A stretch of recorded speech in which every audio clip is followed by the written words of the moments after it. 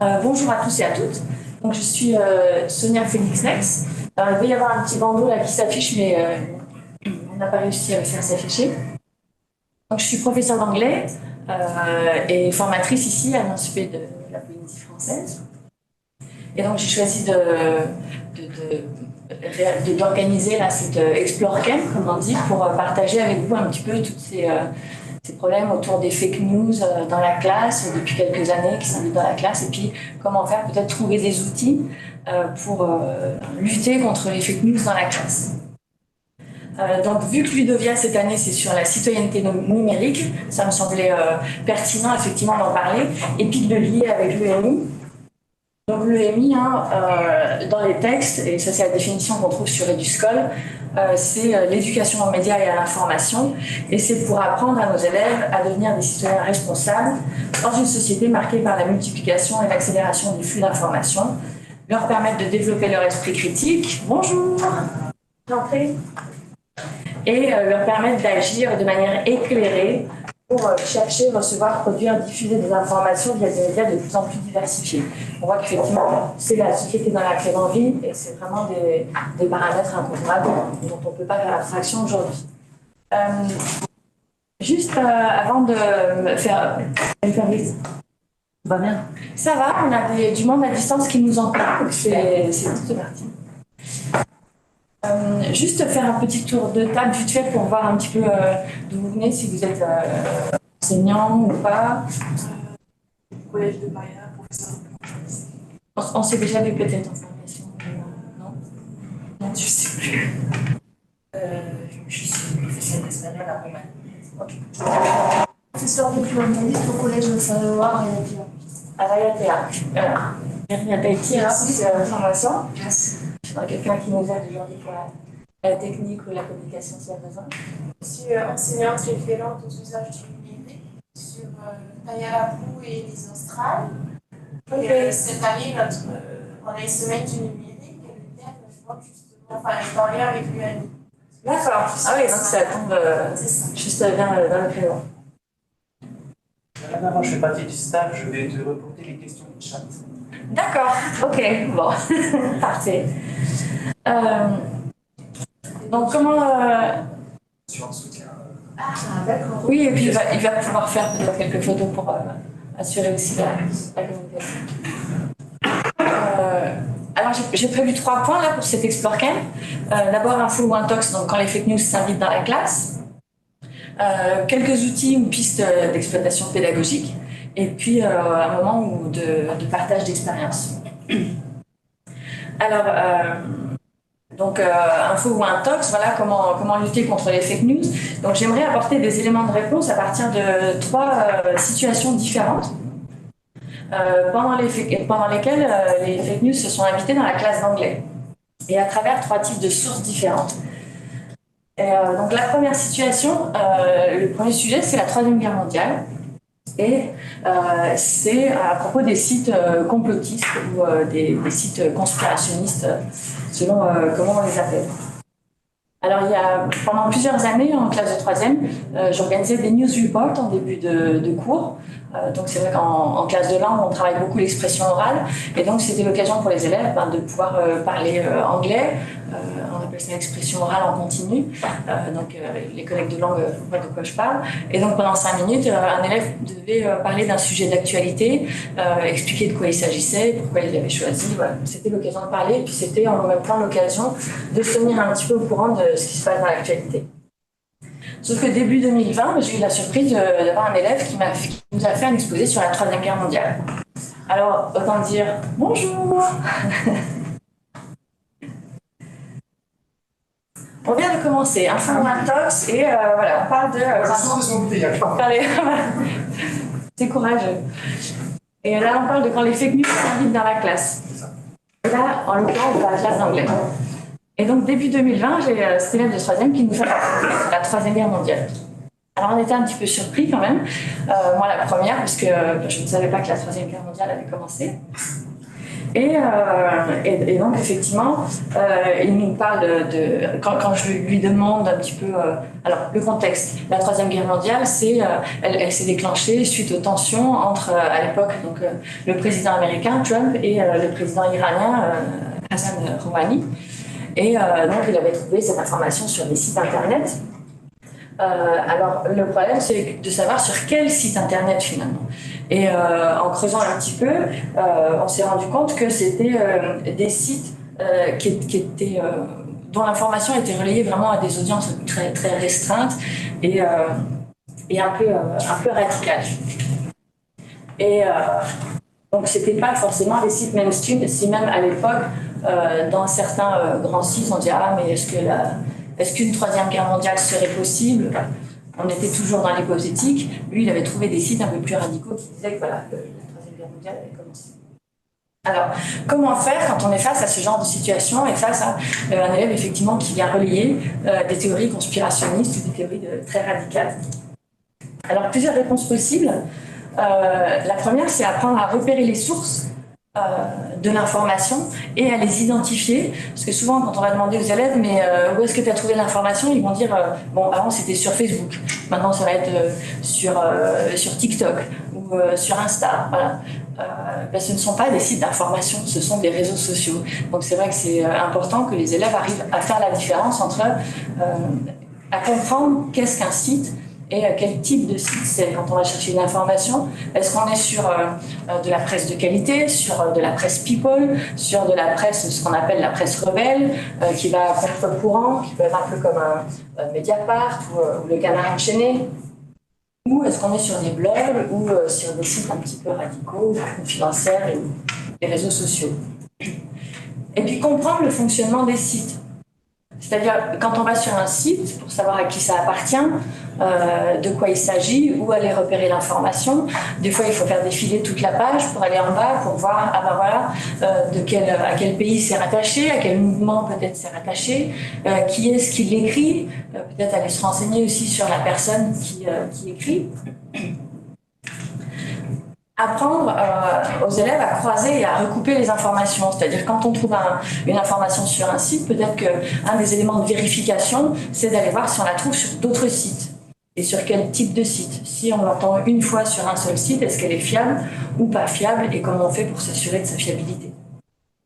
Et puis, donner des outils pour vérifier la fiabilité, pour apprendre à croiser les informations. Par exemple, rien que les noms des grandes agences de presse, l'Associated Press, l'agence France Presse, Reuters, voilà, leur donner en tout cas des outils pour qu'ils puissent aller vérifier l'information, soit sur des journaux mainstream, comme les grands journaux nationaux, enfin je pense à la BBC pour l'anglais, le Washington Post, le New York Times, ou alors voilà, les grandes agences de presse internationales.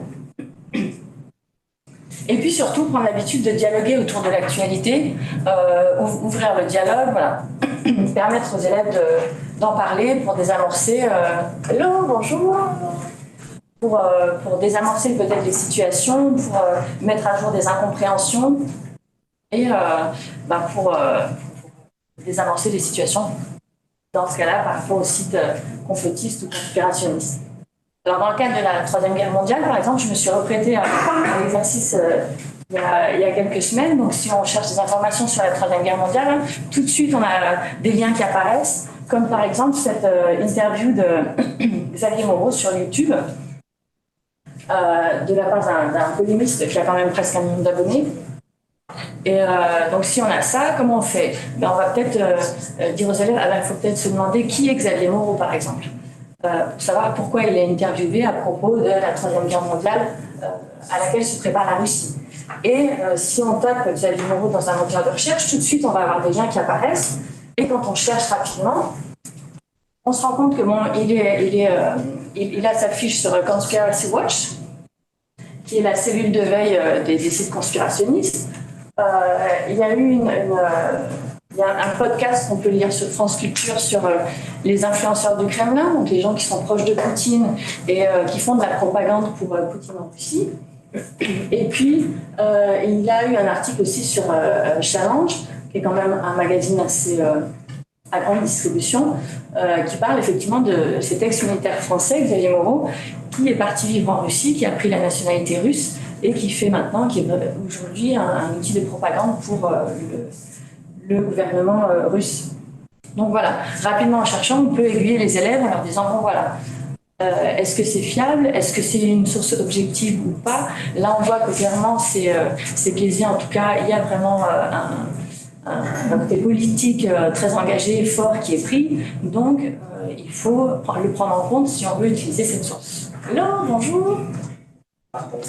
Donc ça, c'était un premier exemple de situation. Une autre situation, c'est le buzz. Et là, je voudrais prendre comme sujet les origines du Black Friday. Alors, vas-y, installe-toi. Pas de soucis. On a du monde qui nous a rejoint aussi à distance.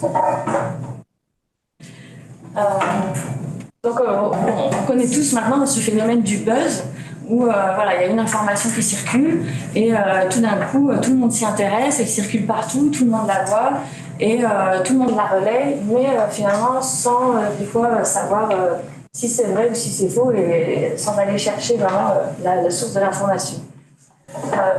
Donc moi, ça s'est invité dans la classe d'anglais. Vous savez ce que c'est que le Black Friday?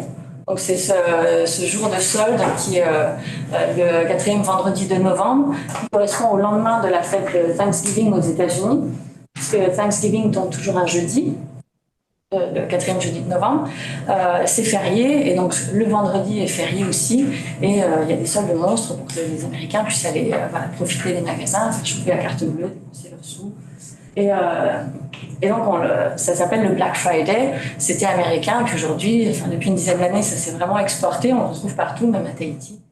On a même la semaine du Black Friday. Et donc, plusieurs fois, et ça m'est arrivé notamment avec des étudiants il y a 3 ans, là, des étudiants de première année de licence, où, pareil, on travaille un peu sur l'actualité, et puis arrivé en novembre, il me dit, mais madame, c'est vrai que le Black Friday, c'était le jour où les marchands d'esclaves faisaient des soldes sur les esclaves, et c'est pour ça qu'on l'appelle le Black Friday. Alors moi, je spécialisée en civilisation américaine, les brins m'en sont un peu tombés. Et effectivement, depuis une dizaine d'années, on retrouve régulièrement, ça revient chaque année, sur les réseaux sociaux. Donc là, c'est un exemple d'écran Twitter. Le saviez-vous, le Black Friday a désigné au commencement la liquidation pure et simple du reste d'esclaves noirs non vendus par leur maître blanc sur le marché de la place publique. C'était la grande solde des humains noirs par les esclavagistes. Alors, évidemment, c'est faux.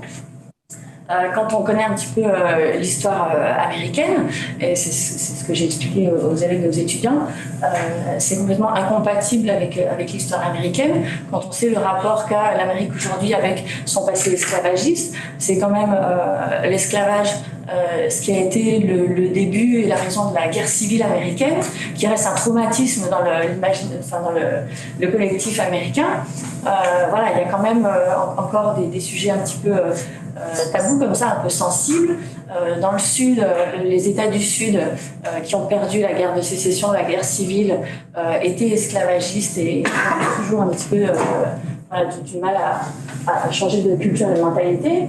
Le Nord, qui était abolitionniste, n'avait pas ce souci-là. Enfin voilà. En tout cas, il y a toujours des tensions assez vives aux États-Unis autour du passé esclavagiste.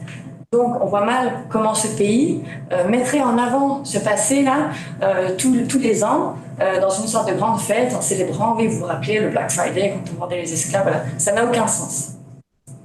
Donc, effectivement, comment faire par rapport à ces buzz-là, comme ça, qui viennent s'inviter dans la classe? Donc, une des premières réponses, c'est donner les repères historiques et culturels des élèves. Donc, c'est travailler avec les élèves sur la culture des pays, sur l'histoire des pays, sur des grands repères, pour qu'ils puissent comprendre et décrypter les informations auxquelles ils sont confrontés, et qu'ils puissent surtout s'interroger, à un moment se dire « Ah oui, mais ça me paraît quand même bizarre par rapport à ce que je connais du pays, ça me paraît pas bien logique. Donc, je vais aller creuser un peu. » Donc ça, c'est une première piste. Une autre piste, c'est faire des recherches éclairées sur Internet. Vous vous rappelez, dans la définition de l'EMI, on parle d'avoir une lecture éclairée de l'information et des médias. C'est ça, en fait, c'est avoir des pistes pour savoir, voilà, quand je fais une recherche sur Internet, qu'est-ce que je cherche? Je vérifie, si c'est sur un réseau social, peut-être qu'il faut que j'aille vérifier l'information sur un autre site. Je vérifie qui l'a posté, je vérifie quelle est la source. On revient toujours un petit peu aux mêmes outils et aux mêmes éléments. Et puis, installer un climat propice au dialogue dans la classe. C'est vrai que quand on construit une relation de confiance avec les élèves, et c'est ce qu'on essaie de faire dans la classe, ça leur permet aussi de pouvoir poser des questions de manière assez spontanée, d'engager le dialogue s'ils ont des questions, des interrogations par rapport à l'actualité. Et moi, dans le cadre de ces étudiants, là, ils m'avaient posé spontanément la question, mais madame, est-ce que c'est vrai? Parce qu'ils avaient vu cette information sur Internet. Et ils se posaient des questions. Donc on a pu effectivement désamorcer et puis expliquer, et puis aller aux origines finalement de ce Black Friday. Quelles sont-elles d'ailleurs? Peut-être vous vous posez la question. Donc ça n'a rien à voir avec les esclaves. Effectivement, si on cherche un petit peu, on trouve rapidement les informations. Donc ça vient au départ, on trouve rapidement, l'information a tellement été relayée que les grands sites s'en sont emparés. On trouve carrément sur history.com, la grande chaîne d'histoire, tout un article consacré à quelles sont vraiment les origines du Black Friday. Le New York Times aussi en a fait un article. France Info, le Black Friday vient-il vraiment d'une tradition esclavagiste? Ça a tellement été relayé, ça a tellement fait le buzz qu'effectivement tous les grands médias mainstream s'en sont emparés pour dénoncer cette information et s'inscrire en faux. Et donc en fait le Black Friday c'est une expression qui vient du début des années 60 de la police de Philadelphie qui, quand le Black Friday a été férié, vu que ça faisait un long week-end et qu'effectivement c'était les soldes aux États-Unis pour les gens, la ville de Philadelphie était tellement congestionnée par le trafic, il y avait tellement de monde que pour la police de Philadelphie c'était vraiment un vendredi noir. Comme on parle, je sais pas, en France, quand les gens partent en vacances en juillet ou en août, on parle de samedi noir sur les routes. Voilà. Pour la police, c'était vraiment le vendredi noir Black Friday. Et du coup, l'expression est restée. Donc voilà, rien à voir avec les esclaves. Il y a carrément un article sur l'Encyclopédie Britannica consacré effectivement au Black Friday et à pourquoi ça s'appelle le Black Friday, pour expliquer effectivement l'origine de cette expression. La troisième situation que je voulais partager avec vous, ça concerne les chaînes d'infos en continu. Parce que c'est aussi quelque chose auquel les élèves sont confrontés. Et dès qu'il y a un événement un petit peu exceptionnel, on sait que les chaînes relayent l'information toute la journée et qu'on a vu des élèves, pour peu qu'ils ne soient pas en cours, qui se posent devant la télé, qui sont scotchés à l'écran et qui regardent l'information tourner en boucle. Ça a été le cas en mai 2020. Alors, ça avait été le cas avec les attentats de Paris déjà en 2015. Et puis, ça a été le cas aussi en mai 2020 avec la mort de George Floyd aux États-Unis.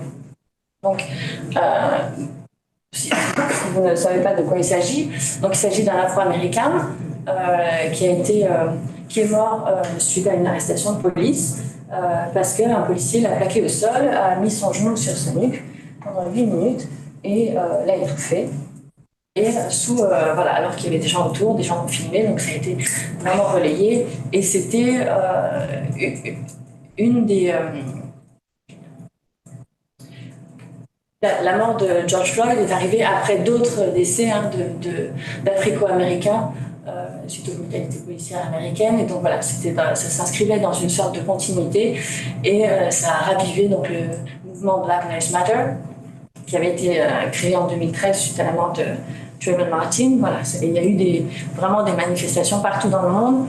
En tout cas, voilà, ça a vraiment suscité beaucoup d'émotions et beaucoup de réactions. Le problème de l'information en continu, là, on n'est pas sur la fiabilité de l'information en tant que telle, puisque souvent, c'est les chaînes mainstream. On sait que l'information est fiable. Le problème, c'est la manière dont l'information elle est donnée aux élèves et aux enfants, aux adolescents. Dans dans ce cas-là, quand il y a des événements comme ça exceptionnels, on sort vraiment de l'objectif et du factuel dans les chaînes d'infos en continu pour rentrer dans l'affectif, l'émotionnel, le sensationnel. On va aller chercher les gens qui pleurent, qui crient, les gens qui sont dans l'émotion et qui vont partager leurs émotions. Et du coup, les élèves reçoivent toutes ces émotions-là, tout ce sensationnel, et c'est souvent ça qui va pervertir finalement l'information et leur faire absorber l'information d'une certaine manière, plus de manière émotionnelle. Donc, qu'est-ce qu'on peut faire par rapport à ce flot d'informations en continu et quand il y a vraiment un événement comme ça très particulier? D'abord, c'est écouter les élèves. Si effectivement ils reçoivent tout ça et qu'ils ne savent pas quoi en faire, il faut leur donner un espace d'expression pour qu'ils puissent le faire ressortir et ne pas le garder pour eux. Donc dans la classe, c'est recueillir la parole et les émotions des élèves sans les juger, mais leur permettre de s'exprimer et de le faire ressortir et de ne pas le garder pour eux. Je trouve que c'est important, puis c'est vraiment quelque chose qu'on a fait notamment après les attentats de Paris en France en 2015. On a organisé des espaces d'expression dans chaque classe, on a recueilli la parole des élèves et on leur a permis de dire ce qu'ils pensaient et puis de parler de tout ce qu'ils avaient vu à la télé aussi. On va dire, moi j'ai vu ça, ça m'a choqué, j'ai vu ça, est-ce que c'est vrai, est-ce que pas. En tout cas, ouvrir le dialogue. Une autre piste de réponse, c'est expliquer en reprenant la chronologie des événements. Être sûr expliquer ce qui s'est passé, être sûr que les élèves ont bien compris, donc reprendre chronologiquement qu'est-ce qui s'est passé, et puis se baser sur les faits. Parler des faits, des sources fiables, pour essayer de sortir un peu de l'affectif et de l'émotion. Rentrer un peu dans le pragmatique. Donc voilà les trois types d'info-tox ou de news qui s'arrivent dans la classe et les trois situations dont je voulais parler avec vous. Alors, outils et pistes d'exploitation pédagogique, les outils finalement qui reviennent, c'est un peu tout le temps les mêmes. C'est le dialogue et le débat dans la classe pour développer l'esprit critique, vraiment échanger, faire parler les élèves, parler avec eux. Et puis, développer des stratégies pour décrypter l'information, donner des clés, des méthodologies, organiser une fiche outil sur, quand je fais une recherche sur Internet, à quoi il faut que je fasse attention. L'adresse du site, le type de journal, la date de parution peut-être, le nom du auteur, savoir qui c'est, apprendre à recouper les informations, à les croiser. Et aujourd'hui, on voit que c'est même de plus en plus actuel, puisqu'on a de nouveaux défis à relever avec l'IA, avec l'intelligence artificielle, et puis avec ce qu'on appelle le deepfake. Donc tous ces contenus qui sont proposés, qui sont modifiés. On a eu des exemples cette semaine, par exemple, avec Taylor Swift, la chanteuse américaine, puisqu'elle est en couple avec un footballeur américain, des Kansas Chiefs, qui ont gagné une des finales de conférence et qui vont jouer le Super Bowl. Donc, ils sont vraiment sous les feux de la rampe en ce moment. Et donc, cette semaine, il y a plein de vidéos qui ont circulé sur les réseaux sociaux de Taylor Swift, plus ou moins pornographiques, dans des situations plus ou moins compromettantes, et qui avaient été faites par l'intelligence artificielle sur du deepfake. Donc, c'est Taylor Swift, mais en fait, ce n'est pas elle.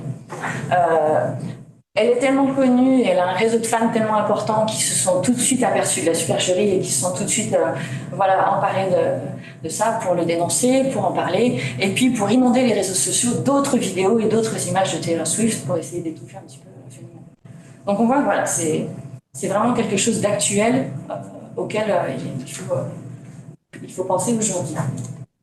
Et alors, dans les pistes qu'on peut avoir, c'est s'intéresser à l'actualité et puis intéresser les élèves à l'actualité, leur permettre d'en parler. Par exemple, en anglais, c'est des news reports, mais après, ça peut prendre, ça dépasse le cadre de la langue vivante, ça peut prendre un peu n'importe quelle forme selon notre discipline.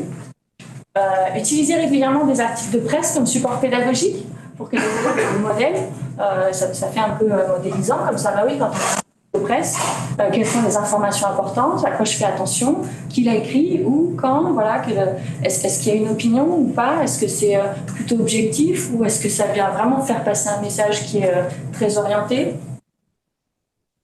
Faire parler les images et apprendre à les analyser J'avais des collègues dans un collège où je travaillais qui avaient fait comme ça un travail avec les élèves où ils avaient donné la même image à plusieurs élèves mais avec des légendes différentes.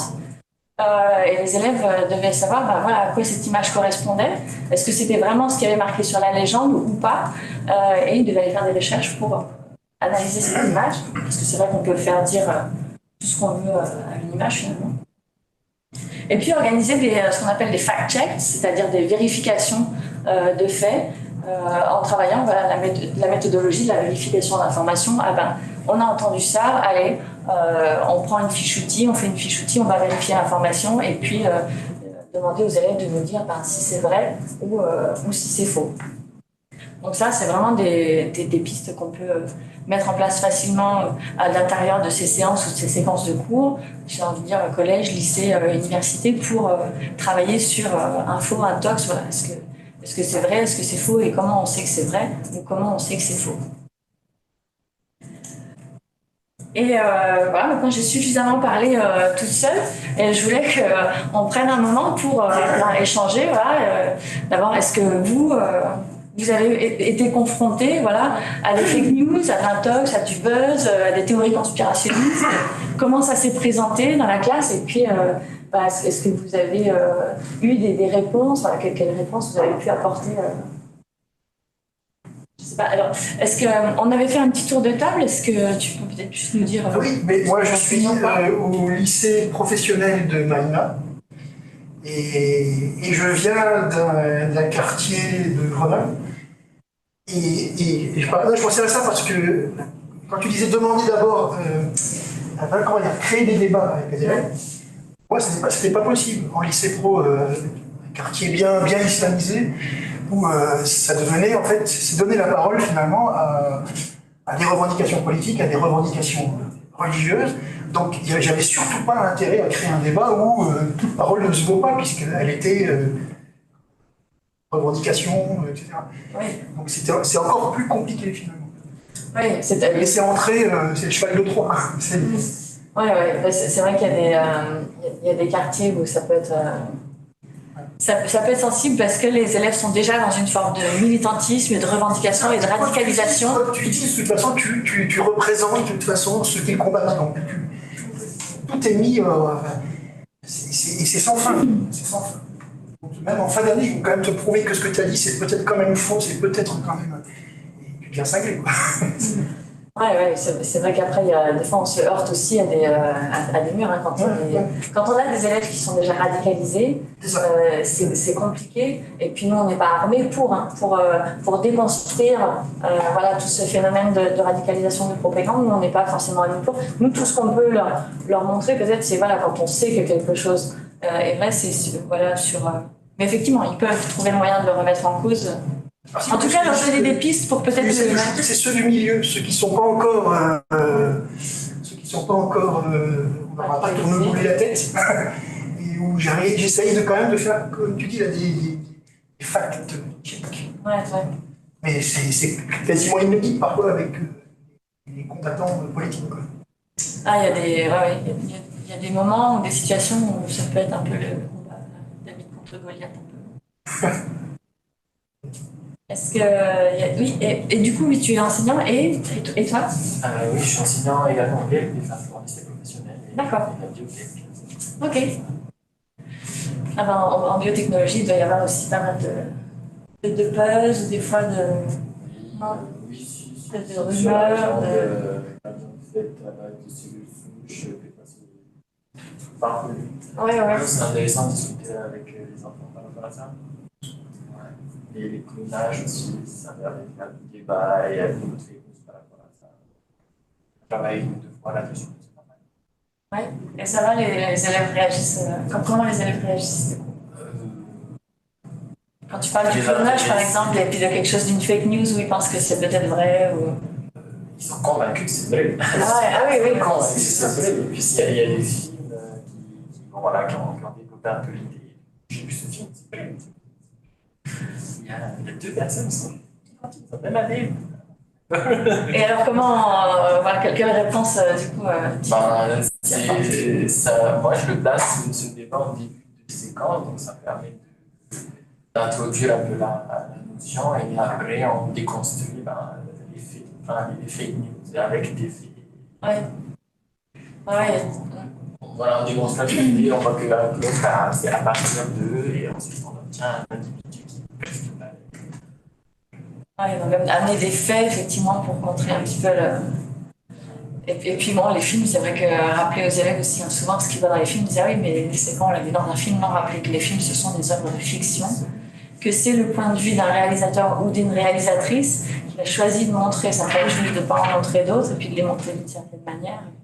L'analyse filmique aussi, là, du coup, ça peut être très intéressant. Les collègues, du coup, est-ce que vous avez comme ça, des expériences, des échanges que vous voudriez partager? Il y a un site, par contre, qui existe, je ne sais pas si vous connaissez, je pense que c'est Hunter, je n'ai pas le nom exact, où on apprend à décrypter les élèves apprennent à décrypter des vidéos complotistes. Voilà. Et c'est très très bien fait. Alors, notamment, il y en a une sur le Covid. En fait, on passe la vidéo une première fois, on demande aux élèves ce qu'ils en pensent. Alors, évidemment, ils sont tous persuadés que c'est la vérité. On reprend la vidéo s'arrête et en fait, on leur demande de tâches à faire. Par exemple, il y a une dame qui parle à un moment donné, qui est présentée comme une scientifique avérée. Donc, on demande d'aller faire des recherches sur elle et on se rend compte qu'en fait, elle aussi, c'est une spécialiste en théorie du complot, etc. Après, on s'arrête sur une image qui revient de façon récurrente dans la vidéo. En fait, il faut qu'ils retrouvent la source de la vidéo et on voit que l'image ne correspond pas du tout au commentaire, c'est pas du tout ce qu'on dit que c'est, etc.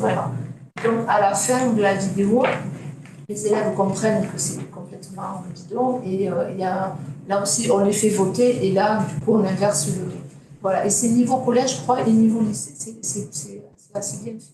Ah, c'est intéressant ça. Ouais, oui, donc on trouve aussi des sites qui proposent des outils. Voilà.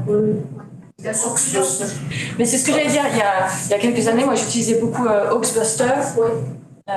Qui est pareil, un site qui dénonce, alors Hoax en anglais c'est le canular, hein, qui dénonce les Hoaxbusters et des canulars, des fake news, tout ça. On trouve aussi des outils en ligne. Et le site, tu te rappelles pas le nom, c'est ça? Non, il y a Hunter dedans. Info Hunter, peut-être, c'est ça. Ouais, l'éducation. Il n'y a pas un message des collègues en ligne?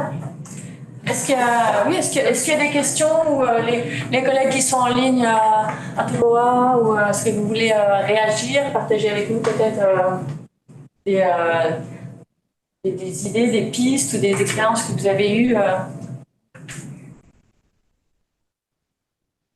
Est-ce que sur Pas de question pour l'instant. Pas de questions pour l'instant?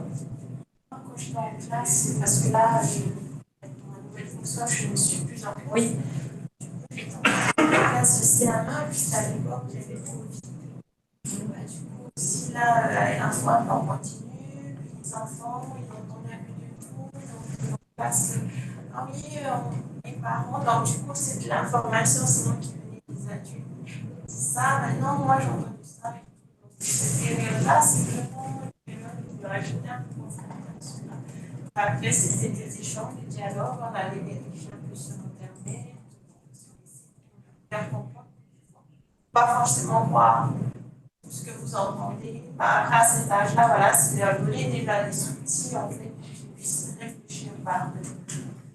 C'est ça, hein, on revient à la définition de la vie, hein, c'est vraiment développer l'esprit critique des élèves pour leur permettre de comprendre.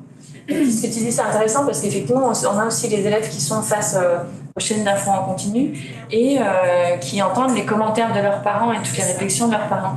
Et des fois, ils viennent effectivement avec leur culture familiale, hein, puis avec ce que les parents leur disent, avec ce qu'ils entendent à la maison. Et ils ont aussi besoin de l'exprimer pour pouvoir le confronter. Oui, mais est-ce que c'est vrai? Est-ce que c'est pas vrai? Et c'est pas toujours évident, c'est même le cas après de dire bah oui, mais est-ce que tes parents ils sont sûrs de cette information? Ou après on rentre aussi dans des débats un petit peu politiques ou sur les convictions personnelles, c'est pas toujours évident. Parce qu'après il y avait l'histoire de la vaccination. Ah bah oui, avec le Covid, là c'est vrai qu'il y a eu. Ok. Avec le Covid, on a entendu tellement de choses, là, c'est vrai que.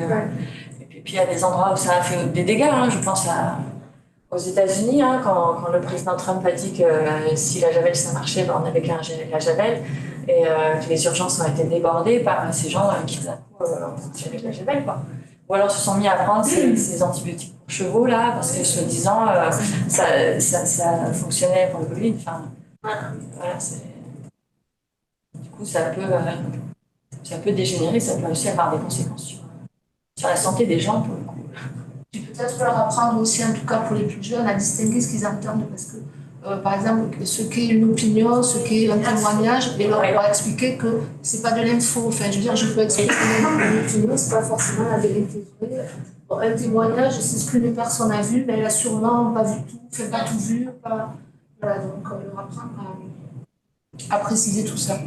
Oui, c'est important, ça, effectivement, faire la différence entre un fait et puis une opinion. Voilà. Ouais. C'est vrai que surtout les plus jeunes, tout ce qu'ils entendent, pour eux, c'est vrai, quoi. Du coup, c'est pas évident de leur dire, bah non, il faut mettre des fois en cause, et ce qu'on entend, c'est pas toujours vrai. Et comme elle est sur TikTok ou sur les réseaux sociaux, c'est en continu, c'est tout le temps, c'est en permanence, ils n'ont pas le temps de vérifier. Oui. Ils prennent ça, voilà, ah oui, voilà, j'ai entendu ça, j'ai lu ça. En tout cas, ils ne prennent pas le temps Ils prennent pas le de temps. vérifier. Ouais. Effectivement, ils sont dans cette accélération. D'autres expériences, d'autres pistes, ou si vous avez des questions. Et puis des fois que tous les enseignants défendent le même point de vue. Parce que les attentats en 2015, quand il fallait porter la laïcité, par exemple, moi, je sais que les 3 quarts des collègues, vous verrez ça avec le prof d'histoire. Donc c'était à moi, et les 3 quarts de mes collègues étaient incapables d'abord de définir vraiment la laïcité, et ensuite de la porter, enfin en pleine période d'attentat. Voire certains qui n'étaient pas d'accord avec cette laïcité. Donc ça commence à être compliqué quand tu as affaire à des collègues qui eux-mêmes ne portent pas la République. Enfin, c'est vrai que là, on a besoin, quand il y a des événements vraiment exceptionnels comme ça, que la communauté éducative elle fasse front un peu ensemble, quoi. Donc, effectivement, qu'elle porte. Et puis, c'est dans nos devoirs d'enseignants, hein, de porter les valeurs de la République et de les défendre. Ça fait partie de nos compétences. Et c'est vrai qu'on n'a pas toujours la chance, effectivement, d'être dans une équipe pédagogique qui est soudée, qui est cohérente et puis qui porte les mêmes valeurs. Ça peut être un autre frein. Ça... Et puis les collègues ne sont pas toujours équipés pour aussi. Donc c'est vrai que si nous on a les clés, les outils, peut-être aussi on peut les partager dans les établissements avec nos collègues en disant mais si on peut le faire, regarde, il faut commencer comme ça. Tiens, voilà peut-être une fiche outil que j'ai fait avec mes élèves, moi que tu peux peut-être essayer d'utiliser. C'est vrai que... Et puis on se rend compte que c'est souvent sensible parce que ça vient toucher à des convictions personnelles et qu'on a des fois du mal à faire la part des choses entre le personnel et le professionnel, voilà, le droit de réserve qu'on a, nos devoirs en tant que fonctionnaire d'État et puis nos convictions. Et tu étais où à Grenoble? Je viens de l'académie. Je viens de l'académie de Grenoble aussi. C'est dans le sud. Ah non, c'est en pleine ville. C'est en pleine ville, d'accord. Et mon bachelor. D'accord, oui, non, tu fais du côté des Chinois. Non, c'est pas Chinois, mais c'est quand même. Ils se battent entre eux. Ouais. Ouais, non, il y a des. C'est le deal de drogue de la. Mais dans toutes les grandes villes, il y a des quartiers compliqués. D'autres pistes peut-être ou d'autres idées?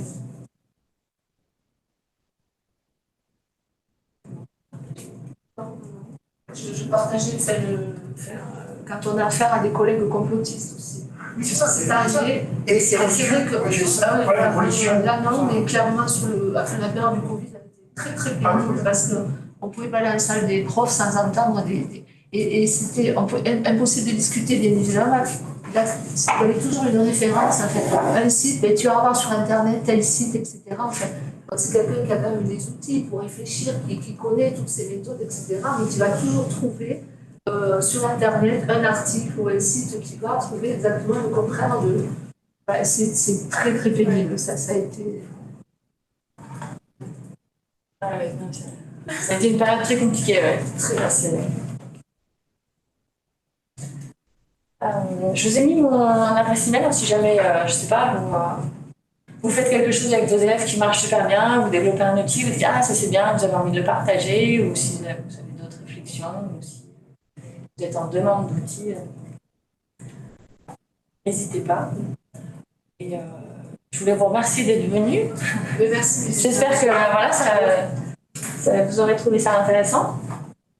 Et puis bon courage hein, avec l'intelligence artificielle et tout ce qui arrive là, on a besoin de s'armer.